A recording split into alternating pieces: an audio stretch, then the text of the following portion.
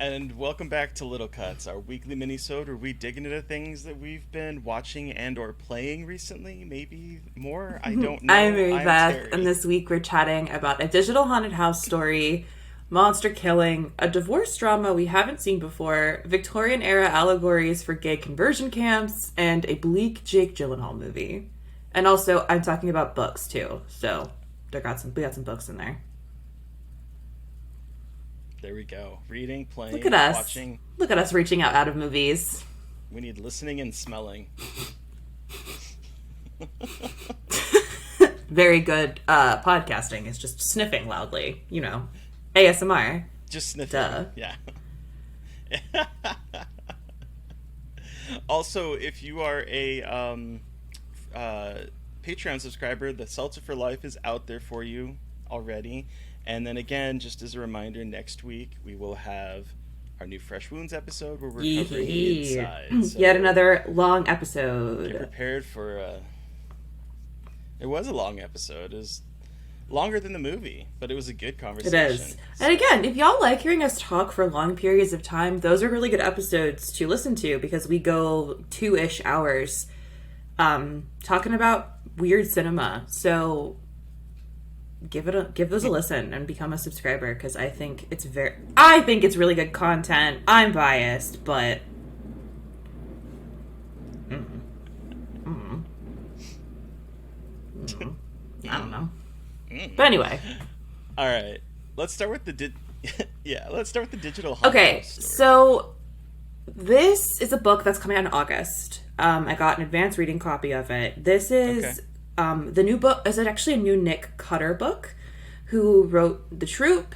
This is his new book that he co-wrote with Andrew F. Sullivan, who wrote The Marigold, called The Handyman Method. And I just finished it last night.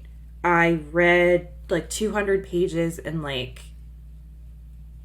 a big chunk, like in one sitting.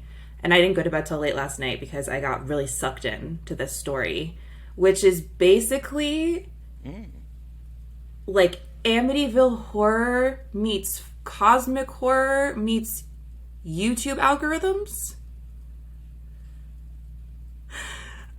So the whole premise follows this family. Trent is the father, Rita is the mother, and Milo is the son. They move into this new house in this new complex. It's like a new housing development, and they have the first house in this housing development. They got a really good deal on it. Trent just is taking leave from his job at a law office where he works with his wife Rita after a traumatic event. And so he is feeling kind of emasculated by not having a job and his wife being the breadwinner. So he starts repairing the house and finding ways to fix things in the house that like are already falling apart. And so he goes onto YouTube and finds this guy named Handyman Hank who has like a DIY YouTube channel. But as he's watching these videos, they get more and more sinister. And on top of that, Milo, their son, is watching these YouTube videos on his iPad. And I think it's Little Boy Bluey is like the character that he watches. And Little Boy Bluey is really sweet until he starts like giving Milo some ideas of weird things to do. Like building these weird mechanisms to find weird things in the forest and behind the house. And so it's this like super weird haunted house story that also has a lot to do with like digital horror, but also is this really interesting like personification of toxic masculinity and perpetuating toxic masculinity with two scenes that, and for a Nick Cutter book, only two scenes that made me feel this way is like pretty tame, but two scenes that made me actually nauseous, like feel nauseous. I am more prone to feeling nauseous when I read horror versus when I watch it. Something about reading the words and like visualizing them in my own way, it makes me even like more uncomfortable. But I love that. And it's something I'm learning about myself more and more with each weird book I read.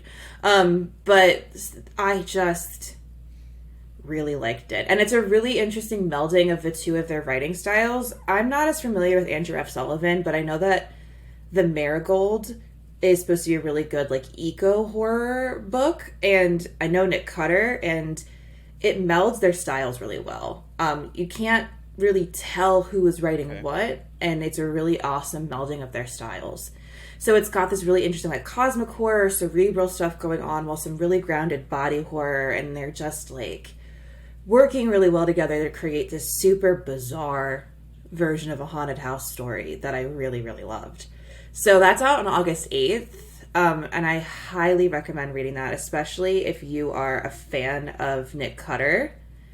There is a scene with a very graphic animal death. I will warn everybody. That was one of the things that made me feel ill.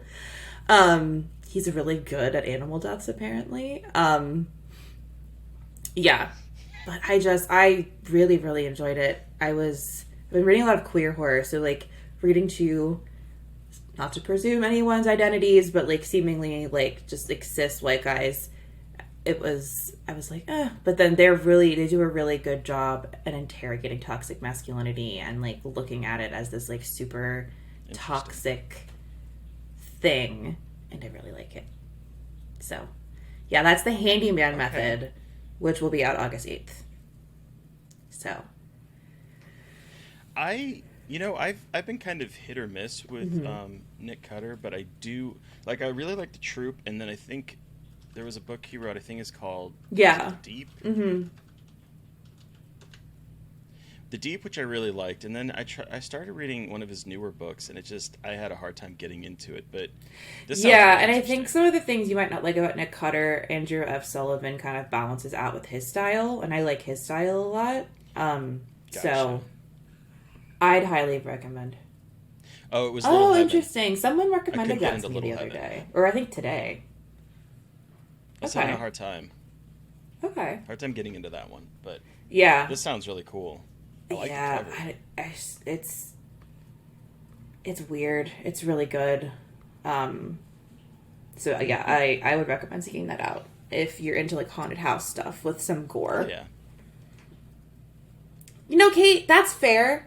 That's Sweet. Definitely fair. It's only for about 2 pages if you want to skip it. But I also understand, the animal death. Kate said I can't do animal harm. It's only a couple pages, and that's the only part, and it's not, like, super integral to the plot. Like, it's an important moment, but if you just know that the animal dies and then you get past it, I think you'll be fine skipping it. Because it's pretty bad. It's pretty gross. It goes on for a long time. I was like, good lord. Yes. Oh, I really liked it, but I understand that if it is something, even you do not like animal death, then it is not something you want to read. And Kate, if you end up buying it and want me to let you know which pages, I can let you know too. But yeah, so that is my digital haunted house story. But then what about monster killing? So, kind of continuing on with this sort of gross nature, I have been obsessed with Diablo IV. Yes. I've been playing it a lot. A lot. It's one of those games where I lose track of time while playing it, and before I know it, 4 hours have gone by, and my numb hand is like screaming at me to stop playing. Your poor body is like, Terry, this is the last thing you should be doing, and you're like, fuck you. You'll be fine. Exactly. It's but so if you have not played a Diablo game, it is like a top-down action role-playing game where you pick a character class. This one has 5 of them. I'm playing a necromancer on one character and a sorcerer on another one. And you basically, it's like a loot-based game where you basically go out and you do quests, you kill things, you get better loot, you replace your stuff, you learn skills, you go do more. This one has a little bit more of an interesting story that I wasn't expecting from, because I'm usually like the first to skip. But this story has been really interesting to me so far, where it starts out where you're cold and you're alone, and you stumble upon a town, and they've got someone tied up, and they're like, this person went into the mines or to this ruins ahead of us and came back gone mad, and he's trying to attack everybody, and they're asking if you could go help clear out the place for you for them. You go do it. No, thank you. I'm okay. You come Well, you No, probably yeah. shouldn't have listened to them because I'd you be the come most back boring Monster Hunter. I'd be and like, no. they're like, Nah. Anyway. they throw a celebration for you. There's a lot of drinking and dancing, and then before you know it, you've been drugged, and you're being carted off to some place where they have bodies hanging from the ceiling, and there's piles of intestines and gross stuff, and they feed you these blood petals that are from this god or this evil goddess, demon maybe, I guess, called Okay. Lilith, who is a queer icon. I'm going to say she's a queer icon right now. She is giving a lot of realness in her big horns and her commanding persona, and I love her. I love her very much. I don't want to kill her because I think she is fabulous. She is working it, and then it goes from there, and it is Hell a yeah. lot of fun. Did you play all week? You played all weekend, right? If Or any a of lot you of this weekend? Yeah. Yeah. I played a lot this weekend. I've been playing with friends. I played with some friends last night on my Necromancer character. And, yeah, this is going to be my obsession. And it couldn't have come at a worse time with, like, covering festivals and Final Fantasy 16 coming up at the end of this month. But here I am, living my best life, killing demons. That sounds great. What level have you gotten to? So I have my sorcerer is at level 28, I think, and then I have two necromancers. I started one, and then I stopped playing it because my friends were going to start playing, and I was like, well, if I want to play with them, necromancer is the class I want to play the more of. So I have two characters. I have a necromancer 28, a sorcerer at 28, and then a new necromancer at 10, and I'm going to continue with the necromancer. And did you do like that race to 100 or whatever? Did you try to do that, or did you like not even try? Okay. I don't have the time or the patience to race through the game, so I'm not even Fair enough. I'm not even worried about that. One of the things I do like about this is that it has cross-play, so like everyone is on the same server. So my friends that are playing on PlayStation can play with me. While I'm playing on PC. I love that. Oh, that's nice. Yeah, so if I know anyone that is playing it and wants to be friends with me, just let me know, and I'll let Steve know if he starts playing. Having a blast I'm not sure if he's going to play it or not, but I'll tell him. I think this so far has been my favorite of the Diablos. Cool. I'm really enjoying it. I have never played them, but like they seem like they would be my shit. I just haven't like put in the time, and I also don't have any software. I guess I could play it on the PS5 now, because I never really had anything I could play it on. Yeah, and there's couch co-op. Oh, good to know. There's couch co-op, so you could be playing it with Steve and also playing online with people, because that's what my friends in New York are doing right now. They're both on a PlayStation 5, and I'm playing on PC, and we're grouping together. So, just tossing that out there. That's very good to know. Steve, hello, can you vibe?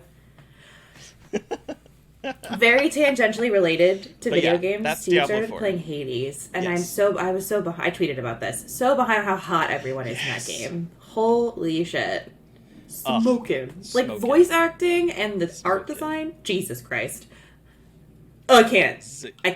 Zag's voice actor. Steve's playing it, and I'm just like... I just want to smooch that voice is floating through my apartment. Anyway. Cool. And he's bisexual. Yes! Zagreus, he's bisexual. I love it. You love to hear it. Happy Pride.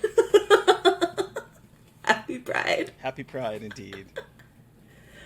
I love that game. I'm very excited. I know. I knew about it, but I didn't fully realize how beautiful it was. And Anyway, this is not about Hades, but I just wanted to bring up how hot everyone was in that game really quick. I'm always willing to talk about how hot Zagreus is. Oh my god! I literally, when they first started talking to each other, I'm like, so are they fucking or what? Steve was like, very bad. I'm like, well, did you hear that sexual, like, that one conversation I heard? Charged. Oh, so charged. Yep. Yeah, you can romance him. He's one of the romanceable people. That makes me very happy to know. I might just play that game for that. I think you're surprised. Same.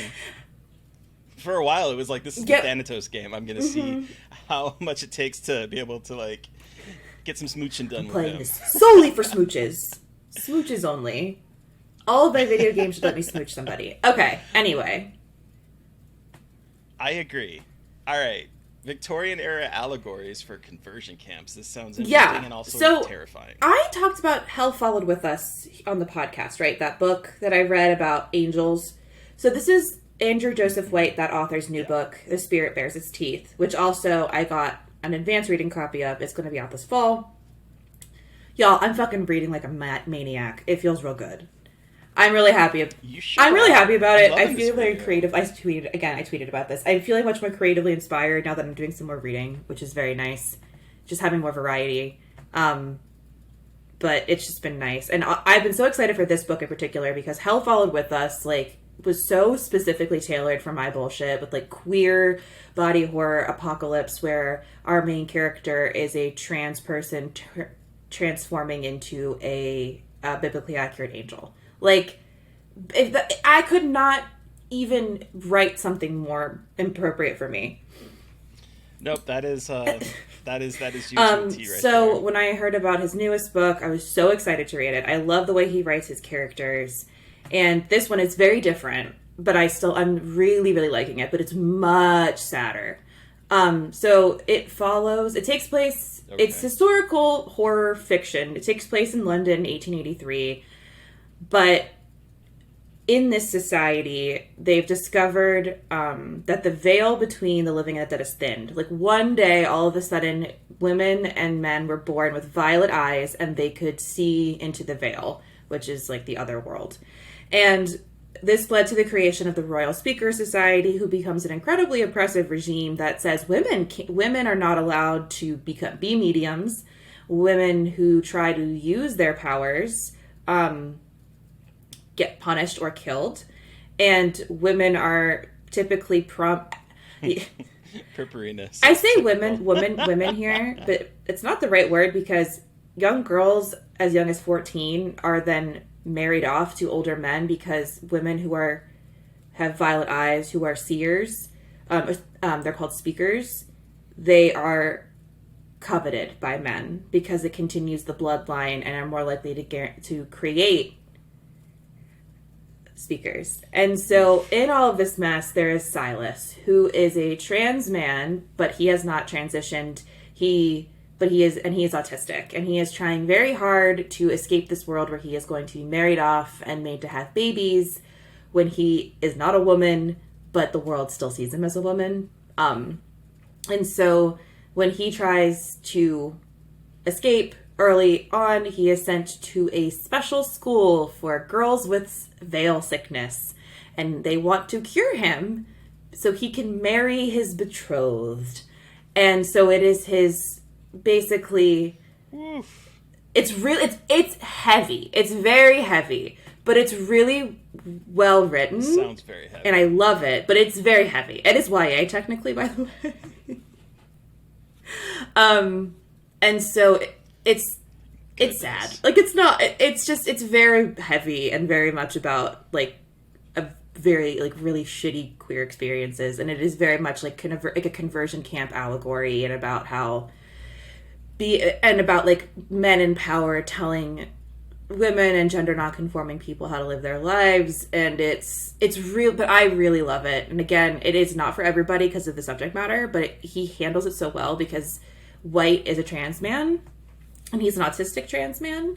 And so he writes these characters so well and makes them so compelling. And the mysteries he creates are so sad, but they're so compelling because his characters are trying to fight against like hegemony and patriarchy under dire circumstances. So I'm about halfway through it.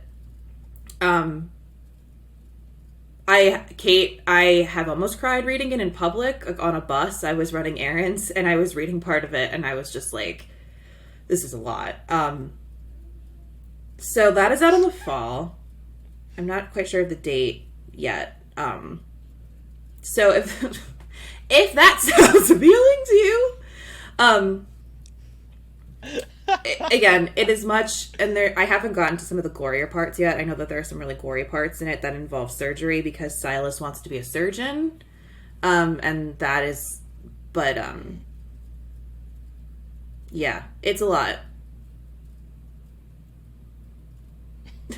It sounds like a lot. I've been meaning to read that first book because you talk so highly of it. I need to.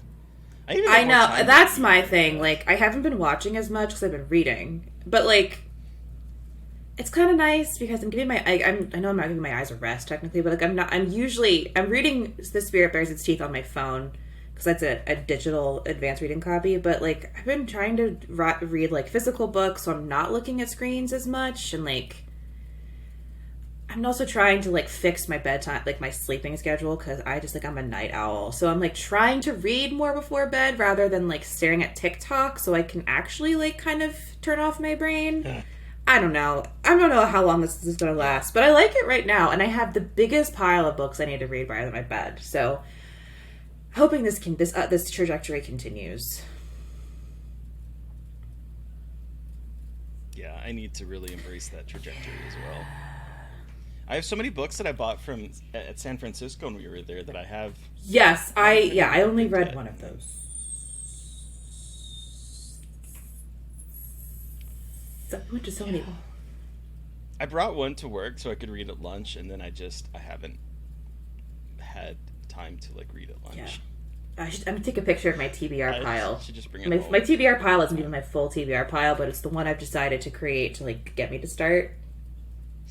It's the It's a starter. start. Hey, It's a I've starter. gotten 3 things out of it TBR recently, pile. so that's better than I've done in a while. I'm trying to. I'm telling myself I you cannot go. buy more books until I like make a big chunk in it.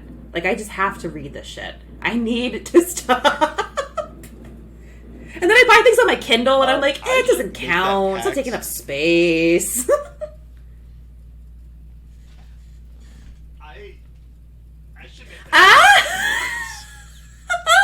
I have the same. Oh, I also have that pile. This Oh my is- god, Terry, that's incredible. one pile. Like I've read some of them. Or Oh seen my some god, of them, but Terry. What is wrong with us? This is one pile. I see Dead and Buried in there. You've seen Dead and Buried. Yeah. Yeah. No, I bought. So like they had Oh, was it one the of Arrow sites was Easter having, sale? like, a really good. Yeah, clearance sale or it was like Oh. or something like that. It's like they were doing like a Blue Underground sale. So like some of these I've seen like Dead and Buried and Zombie and whatnot, but and Wild Things. I have to get that because it's Wild Things. Wow. But yeah, they're just piles of these growing. So I feel you on the book front. Just to give everyone. Oh god, Jesus. I'm gonna. Well, Yeah, one day I'm not a gonna pile die under like anymore. a pile of my own books or DVDs. I swear to God. This is coming out September 5th. Everybody, I just got the date confirmed. Okay. So I cannot wait to get a physical copy Sweet. because this is one of those books that I want to like tab and like write The in and cover. shit. Well, the cover on that And the first Spirit one is Bears really Its cool, Teeth too. Like, cover is he really has cool good too. Covers. I think I don't. Yeah. I do not know if it is the same illustrator, but it looks like the same illustrator in terms of the style. And Yeah. also, Andrew Joseph Wood is now working on another novel, but I think it's for adults. Not that it matters, because like his 2 YA books have been incredible. But he's working on an adult novel right now, or adult like general fiction. So I'm very excited. He's a big name to watch, I think. If you like queer horror, he's one of the big ones out there to pay attention to. So that is The Spirit Bears Its Teeth, everybody. What a great title. It's so fucking sad. I was reading it today, like, for a little bit before I took a nap, and I was like, Jesus Christ, this book just keeps getting bleaker and bleaker. When is that? Like, is there going to be...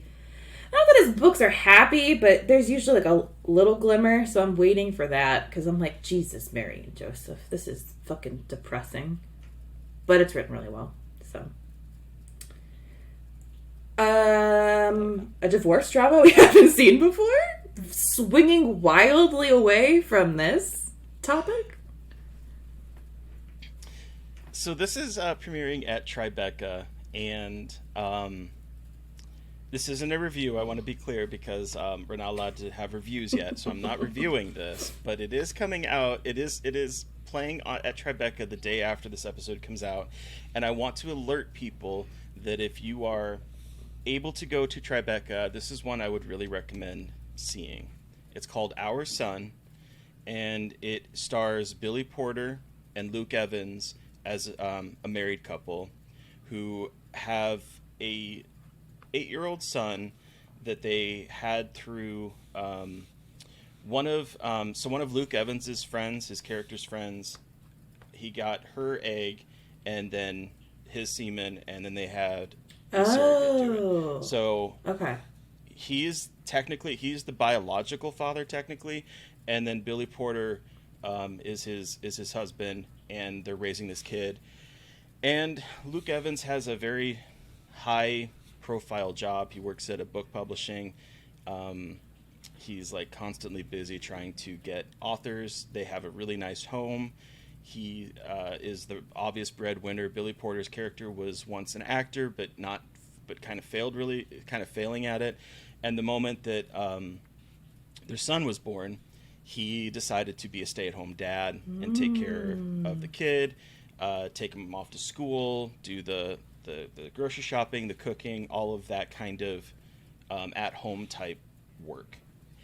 And we're now 8 years into the son's life, and there's a lot of simmering tension between the two dads, particularly with Billy Porter's character, who feels as if he is the only one that really cares about the kid because Luke Evans is always gone working. And we find out at the very beginning Billy Porter has had an affair with someone. He's telling his husband about it. Yeah, and he says that he's not happy, and he hasn't been happy for a while. And then he serves Luke Evans' character divorce papers because he says he's not happy in this relationship. And then becomes the custody battle for their kid because Luke Evans is the biological father of it and also has a really high-powered job. He's making all the money, whereas Billy Porter does not have a job, has not worked for at least 8 years, has a very big gap on his resume. And so it becomes like a big battle between the two of them. But what I really like about this movie is that it humanizes both of these characters to the point where you can see them at the same time almost. You can see them both as the hero and the villain of this story. And so it isn't we're in both of these characters' heads. It's not a one-sided story that I've seen so much where one character is sort of like the I can't believe this person's divorcing me and my life is now ruined type of thing. We're following both of them in this very nuanced and authentic feeling moment of decoupling and what that looks like for characters that are deeply love each other. Luke Evans his character is just blindsided by the divorce and everything. And we can kind of see that they both have their issues. Billy Porter's cheated. They said they weren't going to do an open relationship, and if they were going to have one, they would talk about it, and Billy Porter didn't. Meanwhile, Luke Evans is kind of that distant father, and so this kind of tackles that, but as well as the idea that neither of them, and a lot of gay men, particularly around their age and around my age, did not have necessarily the best father figures. And so this idea of like generational kind of, I guess generational trauma in some way is sort of like creating their situation again among their son. And so it's this very emotional look. I cried. It's very well done. And I really enjoyed it. So if you are able to go see this at Tribeca tomorrow, it's playing on Saturday the 10th, I would really recommend going to see this one. It was really moving and really well done. And again, like, we don't see queer stories like this. And I'm really happy that every year I feel like festivals are showing more and more nuanced queer stories, which took fucking long enough. But Yeah. wasn't it like Kids Are All Right? Was that one? It was it was two lesbian. I'm trying to remember. Yeah, Like the kids are all right. that was that was a while ago, and I also don't remember liking that movie very much. But I cannot remember for shit. Well, I think what I remember about that is that it centered more on Yeah, the like their character as sperm opposed donor, to I think, the is two who they women. talk. Whatever. Regardless, it's really that vaguely reminded me of Passages, like what you're talking about, like what was Passages was like at Sundance. And I'm Yeah. also excited to see Billy Porter in a more grounded role. I feel like a lot of the time he's used to be like a flamboyant presence, a very much like a bombastic presence, Yes. which is like he's really good at that. But I'm really excited that he's getting more like grounded, dramatic roles to show him off as an actor who isn't just like always that like he's always kind of framed as like a gay guy. You know what I mean? Like he's always in like an outfit. Well, he is, and like he lives his life. Yes, he lives his life too. The roles that he plays, but then also living his life is very much that kind of camp aesthetic or the big kind of elegant, like just boisterous and larger than life.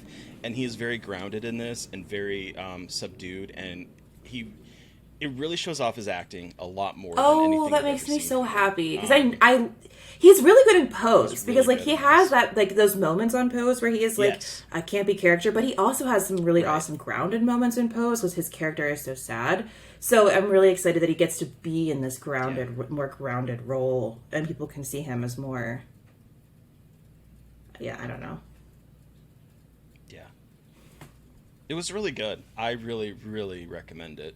So go check that one out if you're able to at Tribeca.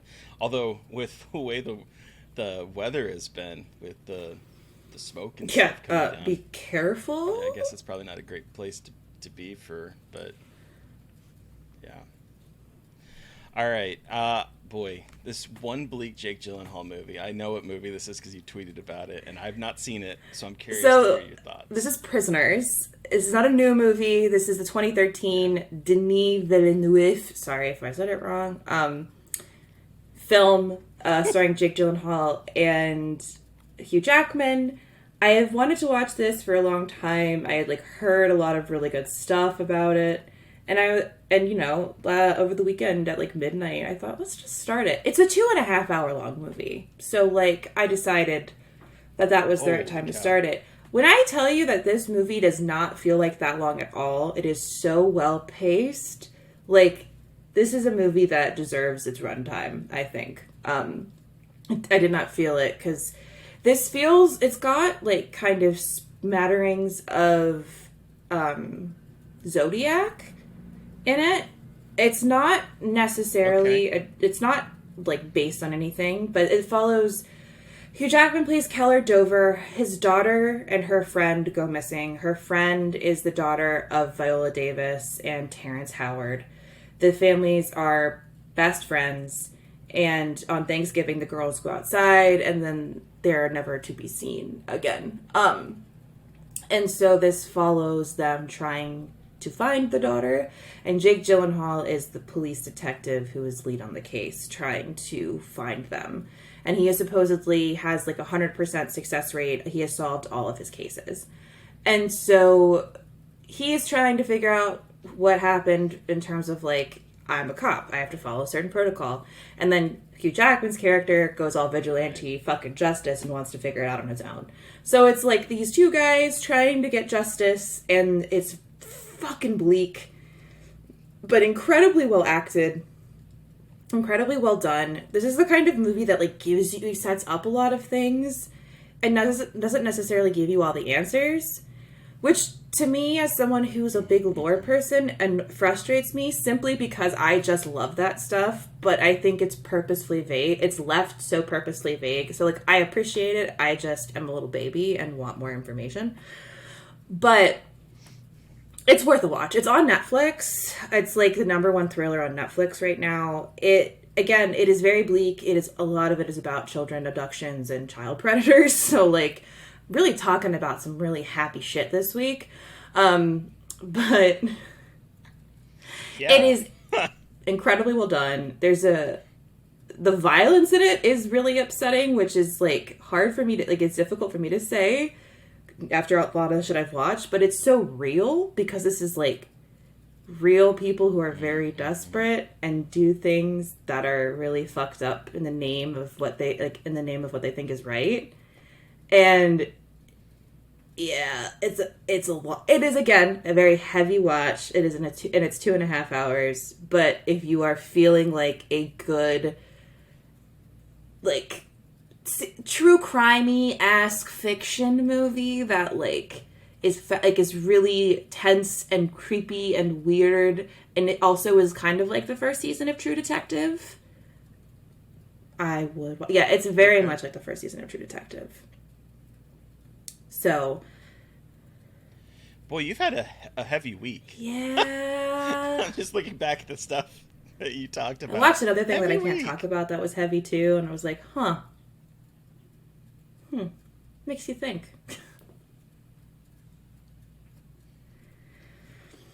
What can you do? Wow. Denis and Jake were having a moment because, I was thinking, I always remembered that I've not seen this movie nor this other movie I'm going to mention, but I know they came out within like 6 months of each other, and Prisoners and Enemy were both a Denis Villeneuve movie starring Jake Gyllenhaal. Yeah, so I haven't seen Enemy. Yeah, I haven't seen Enemy yet. I get those two mixed up because they are the two. Again, shocking. I do too. I had to go look them up. But I think they are very different movies. Yeah, one of them ends with like giant spiders or something. So I thought that was this one. It's not. So must be Enemy. I was trying to watch the one with spiders, and I fucking didn't pick the right one. Still loved it, and I wanted to see both, so like it really wasn't, but it was funny because I was like, I don't think this is the one I thought it was. Yeah, I had to go look up because I was like, I remember both of these coming out around the same time, and I was like, I can never remember which one is which, so I had to go like look up the plots. Well, and like both of them, people like don't read anything about it, so I was like, well, wherever I land, I'll have a good time. So I really like there you go. his work. I love I love Arrival. I love Blade Runner 2049. I loved Dune. Kate, I'm also excited for Dune Part 2. Timmy the Twink rides a sandworm. He rides the worm. That's all I want. That's all. I just want to watch Timmy ride a worm. It's the best part of the I don't know. That to me is just like the craziest part. Not the craziest part, but like of the book / of like the movies is just like, oh, and by the way, they fucking have to ride a giant worm. And also fucking, I don't want to. Does anyone care if I spoil what the fuck like Spice is in Dune? That it's basically worm poop. That's my favorite, is that this worm shit is like the fucking dust of the galaxy or the universe. And I'm like, I love sci-fi writers. They're just fucking crazy. They're like, yeah, this giant worm shit is very important and can help you transcend time and space. And everyone's like, cool, okay, we'll harvest their poop. It reminds me of this Futurama episode where everyone's drinking Slurm, and it turns out the Slurm is like the basically the same thing from like a giant alien queen, and it's like she's just squeezing it out into glasses that they're selling to people. So yeah, I love when sci-fi so does good. That. It's like, it's just so good, and like wild. That story is so serious, and the movies take it so seriously. But I'm just like giggling because I'm like, it's just so silly. I love it, but it's a little silly. If you think about a lot of fantasy like too hard, it is just fucking silly. But I guess that's the point. Anyway. Yeah. Wow. So that was Prisoners. So if you're trying to watch something kind of like the feel bad movie of your evening, and don't let the 2.5 hour runtime dissuade you. I promise you, it does not feel that long at all. Should watch something happy. Do you remember when they were marketing? You really should. But you remember they were marketing The Girl with the Dragon Tattoo as the feel-bad movie of Christmas? Yeah, guess who saw that in a movie theater with her grandmother? Oh. Because we loved the books. Wow. And, like, I've seen some crazy shit with my grandmother in theaters, let me tell you something. This bitch loves seeing crazy shit with me. But we saw the American remake in theaters, and there's a couple points where I was like... But then, there's a point where, Lisbeth wears a shirt in the movie that says, "Fuck you, you fucking fuck," and my grandma leans over and goes, "I want that shirt." So, like, that should tell you who she is as a person. I love her so deeply, yes, but it's still really awkward watching those movies with her, no matter how cool she is. Yeah. And now I cannot remember if I'm making this up. I feel like she has made comments about me looking like Lisbeth Salander after getting my nose pierced. And I was like, that's a compliment. And she's like, I suppose you're right. And I was like, yeah, but if I look like her, hell yeah. Anyway. Wow. Oh my god. Well, that does it for this week's Little Cuts. Terry, who are we talking to on Monday? Oh my goodness. So, we are talking with filmmaker Bomani J. Story. His debut feature film, The Angry Black Girl and Her Monster, is in theaters and on demand as of the posting of this episode. Mary Beth talked about it out of South by. I've seen it since then. Yeah. I love this movie. It is basically taking the Frankenstein mythos and really doing a good job. Modernize it in probably one of the best ways we've ever seen it adapted into like a modern context and really understands like the core of what that story is. That's exactly we talk a little bit about that because like there's been a lot of adaptations of this type of story, and a lot of times I don't think they get exactly what Mary Shelley was doing with that, and I think this one does a really great job with it.